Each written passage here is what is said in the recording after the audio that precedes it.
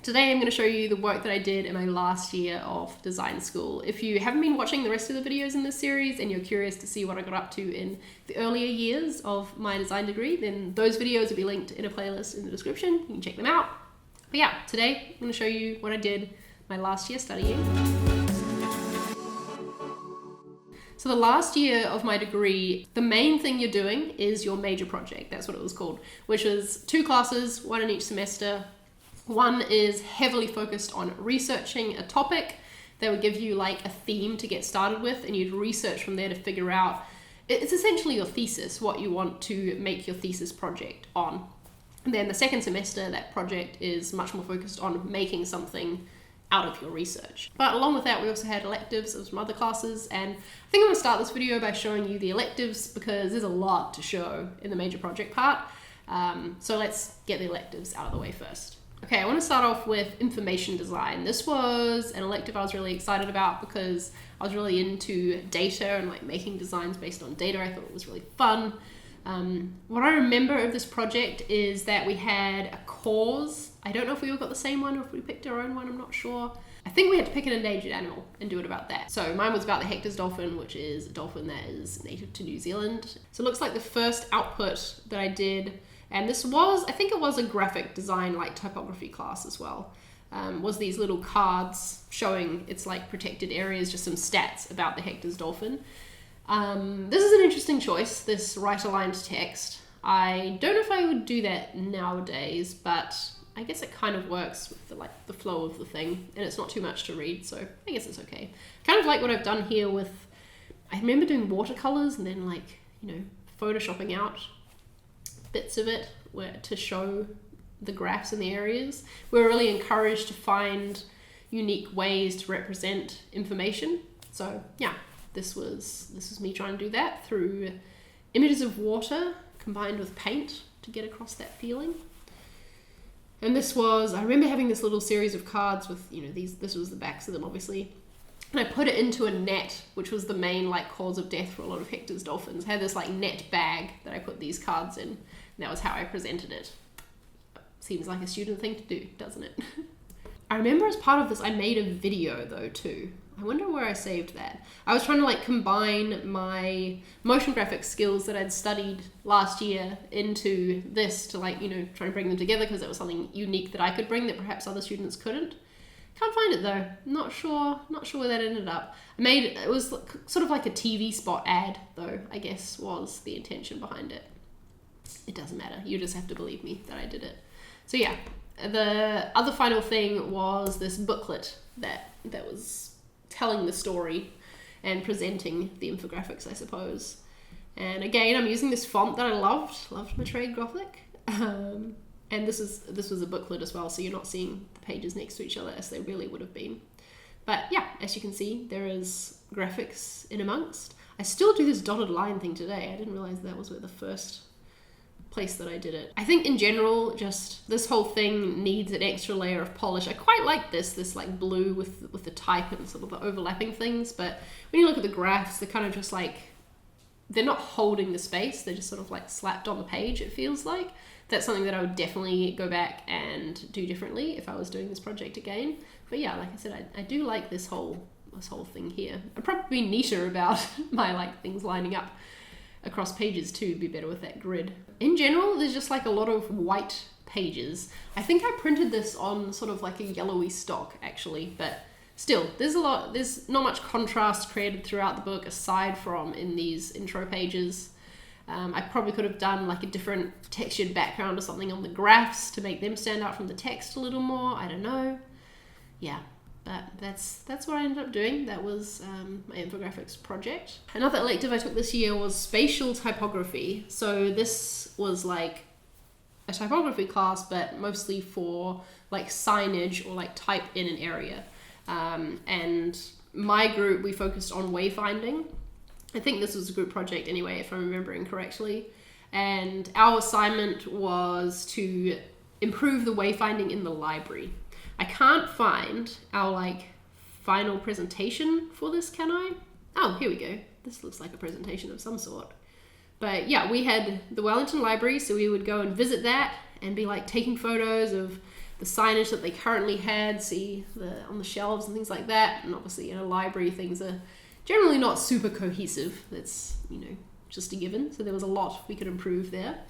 And we were looking at like different areas where we could put fun typographic stuff like in the space. So this huge area in front of the elevators obviously stood out. They did have a cool like neon sign hanging up there. There we go. We ended up with this idea of grouping information based on color. So blue was used for like finding different topics within the library, information, that sort of thing. And then red was kind of like other stuff in the library, so facilities. Here's a little mock-up that we did. We had to even think about things like, okay, if there's a sign that's smaller, where does it hang? Does it hang from the top? Or does it like line up at the bottom? We decided it would line up at the bottom. This was really, I think it was a really good project that I didn't appreciate at the time in terms of thinking about users. This was probably, one of my first experiences thinking about user experience in a way, even though it wasn't to do with app or product design, web design, it was to do with spatial typography. But yeah, thinking about how people use a thing that you're designing and making it appropriate for them. We used Red Gothic again.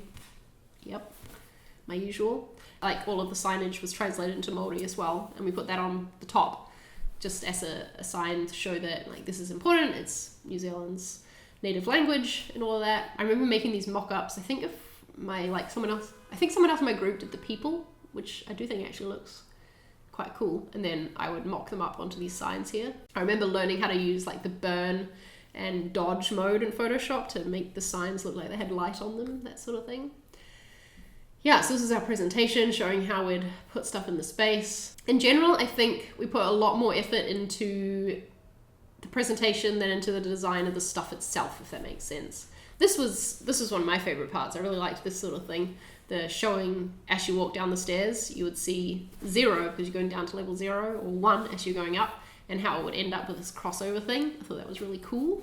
Sort of like a red carpet walking you in, Oh, that's right. This thing was that every computer would have like a big red circle on the ground, and then there'd also be one on the ceiling. So that if you weren't sure where the nearest computers were, you'd like look up and see that, and that would be like your wayfinding to it without there being a sign saying computers here, if that makes sense. Yeah, fun project. Good to get me thinking about users, but I remember not loving this project because I didn't love the visuals and how it turned out. Like I didn't think it looked very cool apart from these numbers. I don't know. And it was a group project, so I'm sure there was a lot of things that I wanted to do that others didn't, and vice versa. And there was probably some arguments that were had. Okay, now we're getting into my major project. So first of all, I want to give a shout out to Mark Bradford, who was my tutor on this project, if he's watching, because we follow each other on Twitter, and he was excited to hear that I was doing this video. So major project, like I said, you got given sort of a theme to just start researching and find something that you were passionate enough about to make it your focus for the year and make it your thesis. So because this first semester was full of like a lot of research and stuff like that, I don't think there's much for us to look at. So we're going to jump straight to, here we go, stuff that I handed in. So this was a poster about my research, and the topic that I chose was internet use, and I was looking at online pollution. So the fact that there's a lot of content being created online, and like not all of it is good. In fact, the quality was going down and down and down, and how the internet is such a great resource, and that we needed to do what we could to protect it and make it like bring up the level of it, Still hyper relevant today, right? So what have I said here? Okay. My strategy is to test if conventions from anti-pollution and national pride campaigns can be appropriated for the internet to instill a sense of digital citizenship and connect to internet users on an emotional level, encouraging them to stop polluting the internet and start contributing value. This is so interesting to me to look back on, because this is like still something I firmly believe in today, is putting valuable stuff online. That's what I try and do with my videos. I'm trying to share value and share good stuff out there. So it's cool to see that this is what I was doing then. I did things like, here we go, noting my online activity, looking at what my home base was, finding news online. Okay, and then what did I say here? I was going to design an ongoing campaign that will recruit members of the net generation. I don't think we knew the term millennial then. It hadn't that wasn't what people were calling it yet. To become digital citizens and implore them to stop polluting the internet. Aim to get users to think about the internet, move past thinking about the internet as bytes, pixels, and data, and instead focus on personal aspects like home, community, and citizenship. So that was my plan that I developed from that first semester of research. And then we get into the last semester of design school. Last assignment for major project was to make something based on that brief that I just read out. So we started the semester just experimenting, making things, and seeing what could come out and what would be the final thing we'd produce.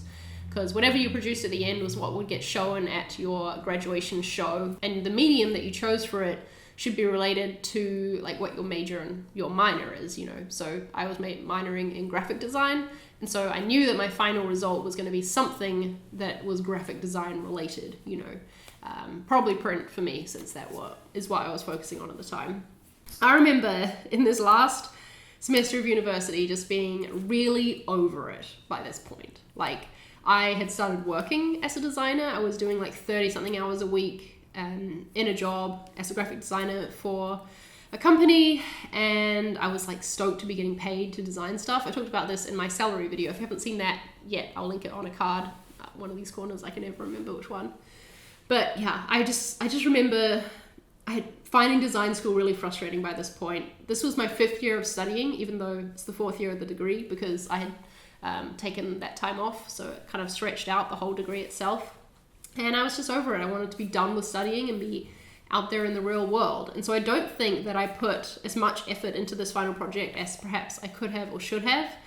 Mark, my tutor, bless him, was a great tutor. I remember him pushing me to try and get more out of me that, he knew was there. And I don't think that I fully realized that potential. I am still happy with what I ended up with. I think it's cool. And I did some cool printing techniques with it. I'm going to show you in a sec. But yeah, I think that I could do more. I think if I went back now, because I'm still really passionate about this topic in general, I could do a much better job of it. I just didn't have I don't know, like I said, I was over it by this point. And so I was just trying to get to that finish line. I was trying to get something that would be good enough to get me an A-, because that was what you needed for first class honors, an A- average across your grades for the last year. And that's all I wanted. I just wanted to graduate and be done with university. I wasn't super excited to work on the project itself, if that makes sense. But let's take a look at what I did end up with. In fact, I'm just going to jump to showing you the finished thing in some portfolio images I took.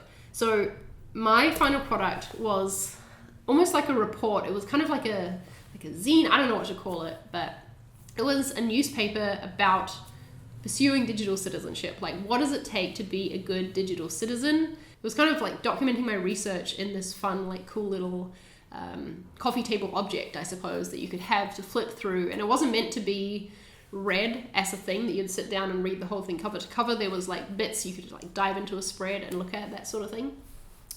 And I printed all of this by hand using a TERPS transfer method.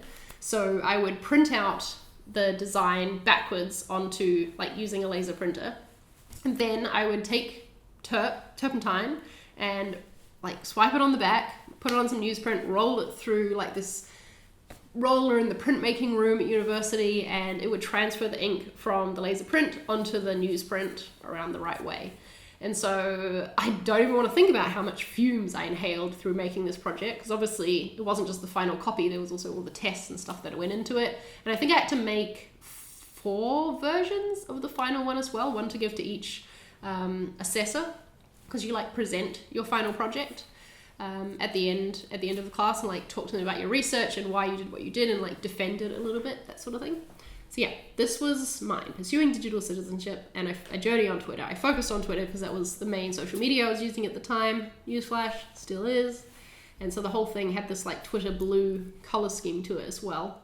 Here's just a look at some of the spreads inside. As you can see, mimicked newsprint stuffed with the crop marks. Here, actually I think those are alignment marks, and then the color strip was down the center of every single page.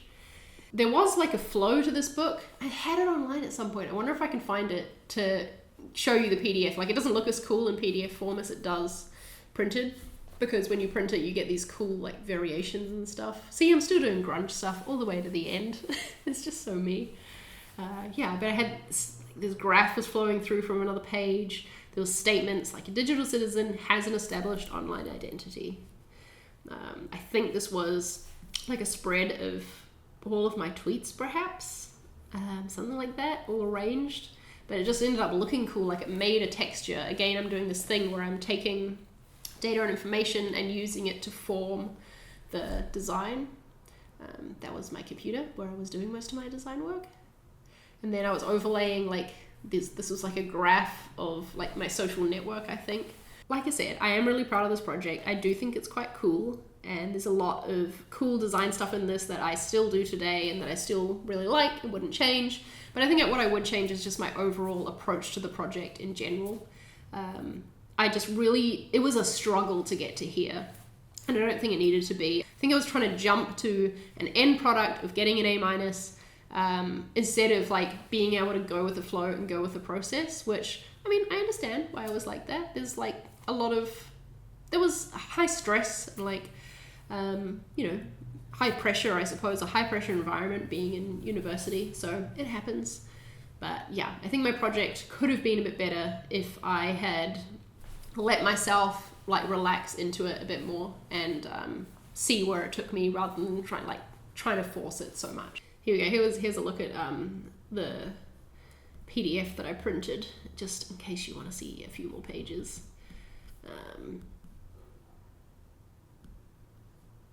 I don't know, there is a lot to read in this now that I'm flicking through it and I'm like remembering all of the research that I did, because it was kind of a booklet forming together all of my research. I remember at one stage of the project, this one student in my class was like tweeting about how they stole a font and then, oh, here we go.